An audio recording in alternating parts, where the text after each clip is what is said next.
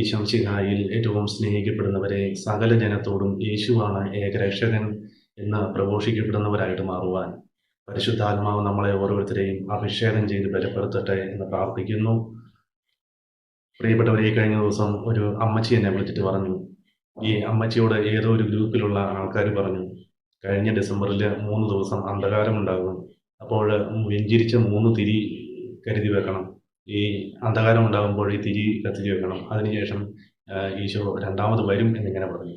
അമ്മച്ചി ഇതും പ്രതീക്ഷിച്ച് വെഞ്ചിരിച്ച തിരിയും ആയിട്ടിരുന്നു. പക്ഷേ ഡിസംബർ കഴിഞ്ഞു, ജനുവരിയിലേക്ക് കടന്നു, പ്രത്യേകിച്ചൊന്നും സംഭവിച്ചില്ല. അപ്പോൾ ഈ അമ്മച്ചി പറഞ്ഞൊരു കാര്യമാണ്, പല ഗ്രൂപ്പുകളും അല്ലെങ്കിൽ പല വീഡിയോസ് കാണുമ്പോഴും ഈശോയുടെ രണ്ടാം വരവായി ഇങ്ങനെ പ്രവചനങ്ങളും വെളിപാടുകളും വെളിപ്പെടുത്തലുകളും ഒക്കെ ഇങ്ങനെ നിറഞ്ഞു നിൽക്കുന്ന ഒരു സമയമാണ്. എന്നോട് ചോദിച്ചു എൻ്റെ അഭിപ്രായം എന്താണെന്ന് എനിക്ക് ചോദിച്ചു.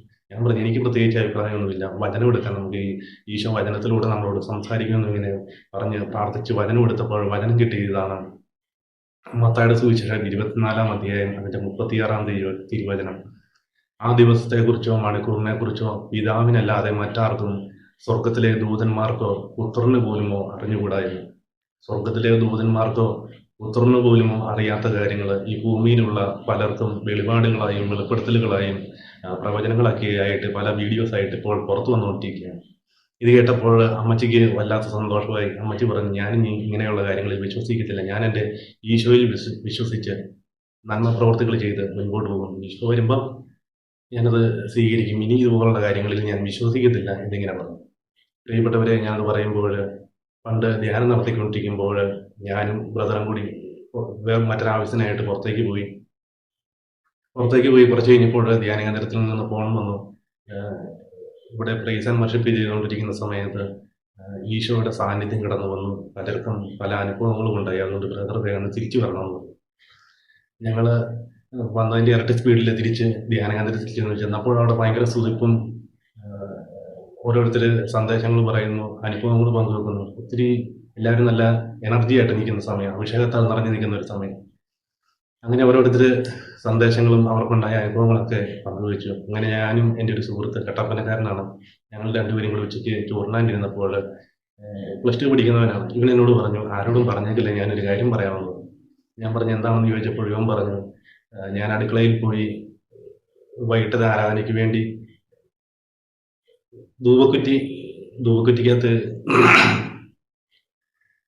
ചിരട്ടക്കരിയെല്ലാം ഇട്ട് റെഡിയാക്കി, അതിൻ്റെ അകത്ത് കുറച്ച് തീക്കല്ല് കിടപ്പുണ്ടായിരുന്നു. അതിൻ്റെ അകത്തോട്ട് ഞാനൊരു കുന്തിരിക്കൊക്കെ ഇട്ടിട്ട് ഞാൻ ഈ ധ്യാന ഹാളിൻ്റെ സെൻറ്ററിൽ കൂടെയാണ് അങ്ങോട്ട് പോയത്. അപ്പോൾ ഇവർ കണ്ണടച്ച് പിടിച്ചു നിന്നുകൊണ്ട് സ്തുതിച്ചുകൊണ്ടിരിക്കുന്ന സമയത്താണ് ഞാൻ ഈ ധൂപക്കുറ്റിയായിട്ട് കയറിപ്പോയത്. അതിൻ്റെ അകത്തുണ്ടായിരുന്ന കുന്തിരിക്കം പോകഞ്ഞ് ആ ഹാളിൽ മൊത്തം ഇതിൻ്റെ സ്മെല്ലായി. ഇത് ആൾത്താരയിൽ നിന്ന് ബ്രദറിന് അനുഭവപ്പെട്ടു. ബ്രദർ പറഞ്ഞു, ഈശോയുടെ സാന്നിധ്യമാണ്, കുന്തിരിക്കുന്നതിൻ്റെ സ്മെല്ല് വരുന്നുണ്ട് എന്ന് പറഞ്ഞു. എല്ലാവരും കണ്ണടച്ചിരുന്നതുകൊണ്ട് ഈ ധൂപക്കുറ്റിയായിട്ട് പോയ കാര്യം മറ്റാരും അറിഞ്ഞില്ല.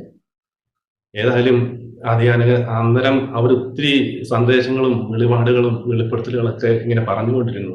ശരിക്കും നമ്മുടെ സുഹൃത്ത് അല്ലെ ധൂപക്കുറ്റിയായിട്ട് പോയതായിരുന്നു. പ്രിയപ്പെട്ടവരെ, ഏതായാലും ആ ധ്യാനത്തിന് 80 പേരുണ്ടായിരുന്നു. അടുത്ത ധ്യാനത്തിന് 80-ൽ നിന്ന് 120 പേരായിട്ട് മാറുവാൻ ഈ ഒരു ധൂപക്കുറ്റിയായിട്ട് കൊണ്ടുപോയത് കാരണമായി.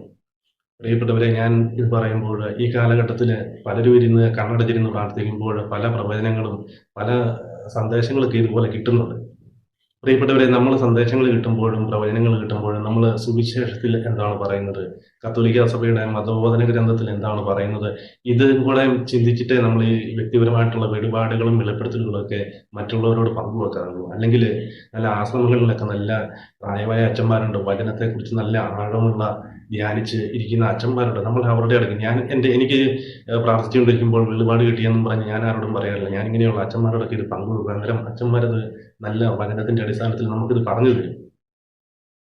പ്രിയപ്പെട്ടവരെ, ഈ കാലഘട്ടത്തിൽ രണ്ടാം വരവിന് വേണ്ടി ഒരുങ്ങുന്നവര്, അല്ലെങ്കിൽ ഈശോ നാളെ വരും നാളെ കഴിഞ്ഞ് വരുമെന്നൊക്കെ ചിന്തിക്കുന്നവര് ഈ ധ്യാനവും ഈ വചനവും ഒന്ന് ധ്യാനിക്കുന്നത് നല്ലതായിരിക്കും. മത്തായിയുടെ സുവിശേഷം 24-ാം അധ്യായം അതിന്റെ 14-ാം തിരുവചനം, എല്ലാ ജനതകളുടെയും സാക്ഷ്യത്തിനായി രാജ്യത്തിന്റെ ഈ സുവിശേഷം ലോകമെങ്ങും പ്രഘോഷിക്കപ്പെടും, അതിനുശേഷം അന്ത്യം ആഗതമാകും.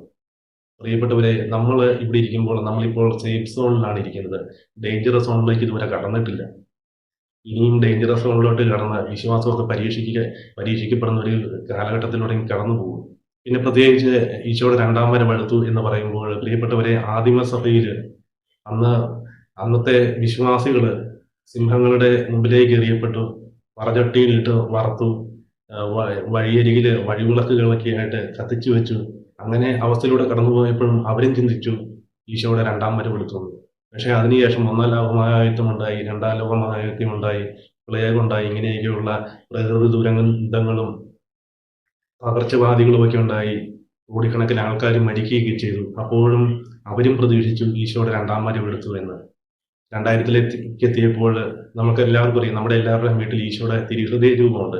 അതിൽ ഈശോ ഇങ്ങനെ 2 എന്നുള്ള രീതിയിൽ ഇങ്ങനെ കൈ കാണിച്ചു ഇരിക്കുന്നു എന്ന് പറഞ്ഞ് പലരും 2000-ന് മുമ്പ് വിശ്വസിച്ചിരുന്നത് 2000-ൽ ലോകം അവസാനിക്കുമെന്ന്. പക്ഷേ 2000-ൽ ലോകം അവസാനിച്ചില്ല, ഇപ്പം 2026 പ്രിയപ്പെട്ടവരെ, നമ്മൾ ഈ ലോകം അവസാനിക്കുകയോ അല്ലെങ്കിൽ ഈശോയുടെ രണ്ടാം വരവെടുക്കുകയോ ഇതൊന്നുമല്ല നമ്മളിപ്പോൾ ചെയ്യേണ്ടത്. സകല ജനത്തോടും യേശുവാണ് ഏകരക്ഷകൻ എന്ന് പ്രഘോഷിക്കണം. ഈ ഭാരതത്തിലുള്ള ഇനിയും ഒത്തിരി ആൾക്കാർ യേശുവാണ് ഏകദൈവം, യേശുവാണ് ഏകരക്ഷകൻ എന്നറിയാത്ത ഒത്തിരി വ്യക്തികളുണ്ട്.